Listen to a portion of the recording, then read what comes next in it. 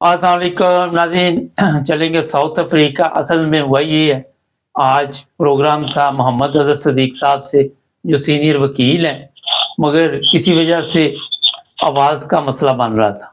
Madam ने भी साथ प्रोग्राम करना था, तो वो प्रोग्राम हो नहीं सका।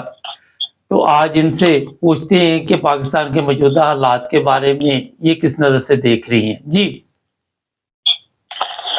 कागजात नामजदगी को छीनने से लेकर उसको पता तो था ही कि इन्होंने वो सब मुस्तरद कर देने हैं, चाहे किसी ने एक हल्के से 50 कागज ही क्यों ना जमा करवाए हो। ये पीटीआई वालों के लिए असूल था, क्योंकि पता था कि ये मुस्तरद होने ही होने हैं। तो बात जो है ना, ये बहुत गलत है जो कुछ भी हो रहा है, और अवाम सारा कुछ देख रही है। अदालतें इतनी बेबस है, मजबूर है, पता नहीं क्यों, मुझे तो नहीं समझ आती। अगर बेबस और मजबूर है तो रिजाइन कर दे, किसी और को चांस दे, ताकि कोई और आए और वो आके सीट संभाले। हो सकता है वो ज्यादा बेहतर फैसले कर सके, हो सकता है वो प्रेशर ले ले, जो भी उन पे प्रेशर है। तो इतनी मुझे दुख होता है सुन के कि ये जो कागजात नामजदगी इन्होंने मुस्तरद की है, जो भी नॉमिनेट हुए हैं लोग उनके, लेकिन ये सिर्फ पीटीआई के लिए ही ये क्यों कानून है, दूसरी जमातों के लिए क्यों नहीं? दूसरी जमातों ने इतनी आसानी से और आराम से जमा करवाई। ये खुद अपने आप को डिग्रेड खुद कर रहे हैं अवाम की नजरों में। ये हमसे वोट कैसे लेंगे आगे? ये अब हमारे सवालों का जवाब कैसे देंगे? अच्छा मैडम, मैं सवाल करता हूँ, आज आपसे कुछ सवालात करता हूँ। ये बताइए कि अगर 80% अवाम वोट नहीं डालती और 20% के साथ ये जीत कर ऐलान कर देते हैं कि मरियम वजीर आला है और वजीर आजम नवाज शरीफ, तो क्या कर सकती कौम? इस काबिल है? मुझे ये बताइए, जरा मुख्तसर जवाब दीजिए। कुछ भी नहीं, कुछ भी नहीं कर सकती कौम। मैं आपको बताऊं, कौम इतनी, मतलब कि एक तरह से कह लें कि अपने आप को बेबस और मजबूर समझती है। असल में कौम को ला इलाहा इल्लल्लाह का मतलब तो समझ आ गया, लेकिन उसे अपनी ताकत का नहीं कभी समझ आई कि हमारी ताकत क्या है अवाम की। अगर 20% अगर ये लोग खुद ही ऐलान कर देते हैं कि ये नवाज शरीफ है, ये मरियम है, ये कौन वजीर आला है, कौन वजीर आजम है, अवाम खामोशी से उनको एक्सेप्ट कर लेगी, मेरे जहां तक मेरा ख्याल है। क्योंकि अभी तक अवाम को अपनी ताकत का अंदाजा ही नहीं, असल में अवाम को अपने वोट की ताकत का अंदाजा नहीं। देखिए, मैं अवाम से ये कहना चाहती हूँ कि वो अपने वोट की ताकत को समझे। ये लोग जब असेंबलियों में जाते हैं, इनकी गाड़ियों के ऊपर जो पाकिस्तान का झंडा लगता है, जो प्रोटोकॉल इनको मिलता है, इनकी इतनी औकात नहीं है। ये अपनी जाती हैसियत से इनकी कोई औकात नहीं है। ये हमारा वोट है जो इनको ये ताकत देता है कि ये असेंबली में जाए, वहां पर बैठे असेंबली में, और ये प्रोटोकॉल लें और इनकी गाड़ियों के ऊपर झंडा भी लगे। ये वोट की ताकत से लगता है। अगर हम इनको वोट नहीं देंगे तो ये कैसे असेंबलियों में जाएंगे? इस चीज को समझने की जरूरत है। लेकिन मुझे ऐसे लगता है कि जैसे अवाम को जितना शऊर आ गया, खास तौर पे नौजवान नस्ल को, तो अवाम सोचने समझने लगे हैं, सवाल भी पूछते हैं। ठीक है, वहां पर अवाम से बस ये है कि मुझे लगता है कि वो 80% के करीब घरों से निकलेंगे और अपना वोट कास्ट करेंगे। किसको देंगे वोट मैडम? किसको वोट देंगे जब इनके बंदे ही नहीं उधर होंगे? किसको वोट देंगे वो? नहीं होंगे, इतनी भी मायूसी अच्छी नहीं है। देखिए, 50 एक हल्का है, उसमें 35 पीटीआई के जो है उन्होंने अपने कागजात नामजदगी जमा करवाए हैं। तो खान साहब जो है ना, वो 10 कदम आगे सोचते हैं। ये सियासतदानों से 10 कदम आगे होके सोचते हैं। अब 35 में से 30 के भी मुस्तरद होंगे तो क्या 5 के नहीं मंजूर होंगे?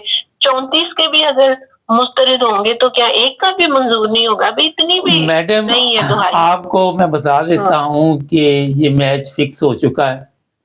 आपने ये बात की कि मायूस होने की जरूरत नहीं। जब इस तरह की खबरें अवाम सुनती है कि ऐसे ऐसे लोगों के एतराज़ात लगाए जा रहे कागजों पे और उनको कहा जा रहा है कि आप हिस्सा नहीं ले सकते, तो बड़े बड़े थंब तो गिरा दिए जाएंगे ना। इसी तरह फिर जो छोटे होंगे वो वैसे ही बुज़दिल है, उनको उठा लिया जाएगा। हाँ, वो तो है, ये हकीकत तो है।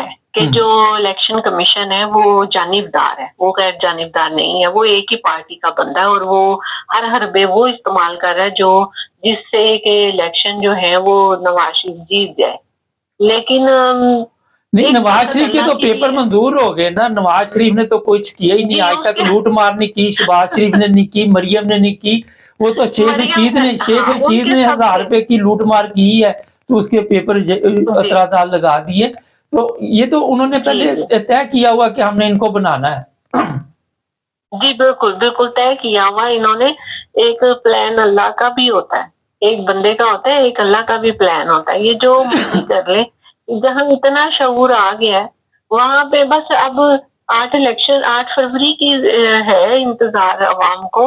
جن سے میں بات کرتی ہوں، جن کو میں موٹیویٹ کرتی ہوں اپنے حلقے احباب میں، وہ یہی کہتے ہیں. وہ کہتے ہیں کہ ہم لوگ 8 فروری کا انتظار کر رہے ہیں کہ کسی طریقے سے آئے اور ہم لوگ جا کے ووٹ ڈال کے آئے.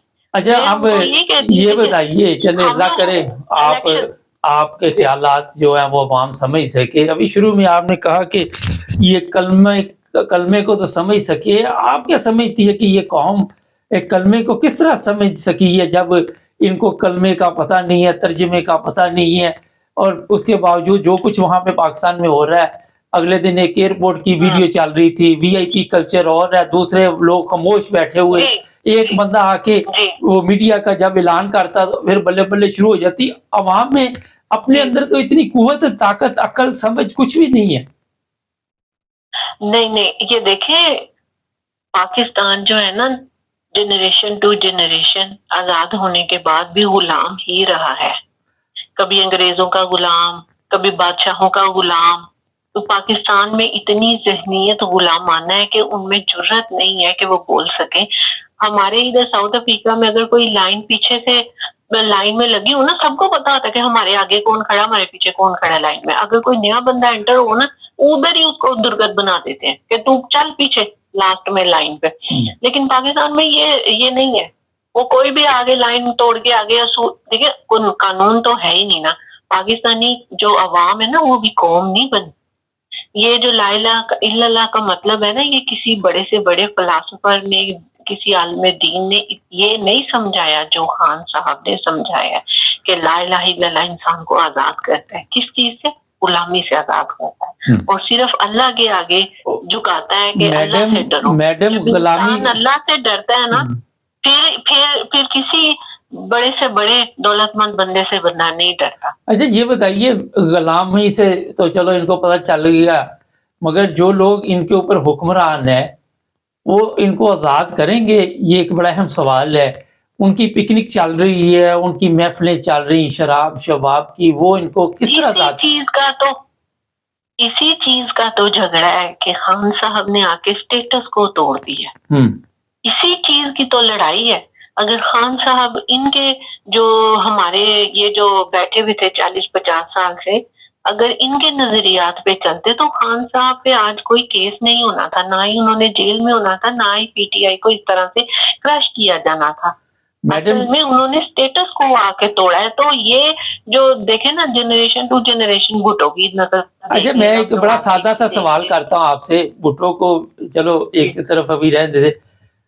سیدھی بات ہے، ہماری پاک فوج کسی کو برداشت کر سکتی ہے کہ وہ آ کے بات اٹھائے کہ ہم ایک آزاد ملک بننا چاہتے ہیں؟ نہیں کر سکتی. پاک ہماری کمپنی، ہمارے بینڈ ماسٹر نہیں کر سکتے. اس کی وجہ یہ ہے کہ ہر پاکستان میں جو بھی کچھ بن رہا ہے اس پہ تو ہمارے بینڈ ماسٹروں کا قبضہ ہے، ہماری کمپنی کا قبضہ ہے اس چیز پہ. سنتے دیکھ لیں، یہ جو بھی تو کون، مجھے بتائیے اتنا بڑا قبضہ ہے تو وہ کس طرح چھوڑیں گے؟ یہ ایک منٹ، یہ پوری پہلی فوج ہے دنیا کی جو یہ سارے کام کرتی ہے، یہ جو یہ چیزیں بناتی ہے. دیکھیں ذرا ہماری بدقسمتی، وہ کبھی بھی کسی ایسے سیاستدان کو برداشت نہیں کرے گی جو ان کو پیچھے ہٹا کے بارڈروں کے اوپر بھیجتے اور اسمبلیوں میں خود پورے 3/4 ایک بھاری پاور کے ساتھ آ کے خود فیصلے کرے، پاکستان کی آزاد خارجہ پالیسی کی بات کرے. یہ کبھی بھی کمپنی کو منظور نہیں ہوگا. دوسری بات، میری ایک بات یہ عوام سمجھ لے. ایک بات میں کہنا، پاکستان آج یہ بدحال کیوں ہے؟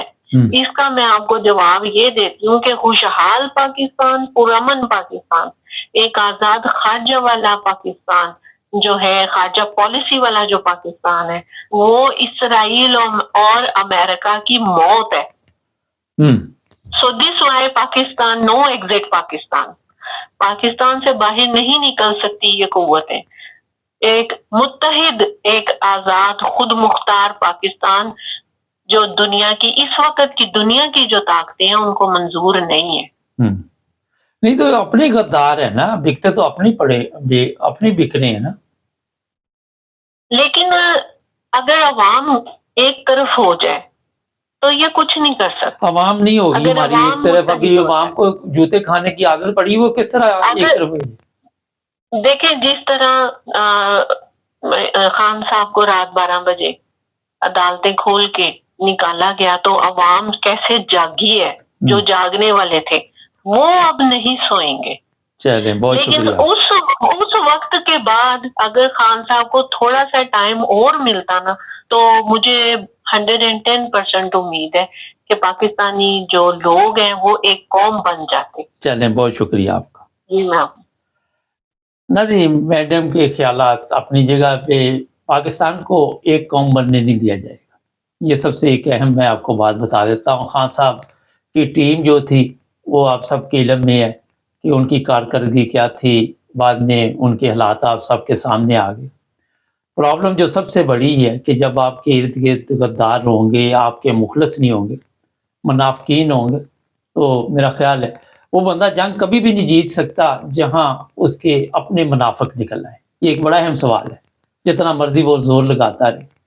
یہی بدقسمتی عمران خان کی تھی، اس کے آس پاس منافقین تھے اور وہ جنگ اسی وجہ سے ابھی تک جیت نہیں سکا. لیکن پر امید رہے، ہمت نہیں ہارنی چاہیے، حوصلے بلند رکھنے چاہیے. جڑے رہے ہمارے ساتھ. ایک اور پروگرام بھی آ رہا ہے، سبسکرائب کرنا.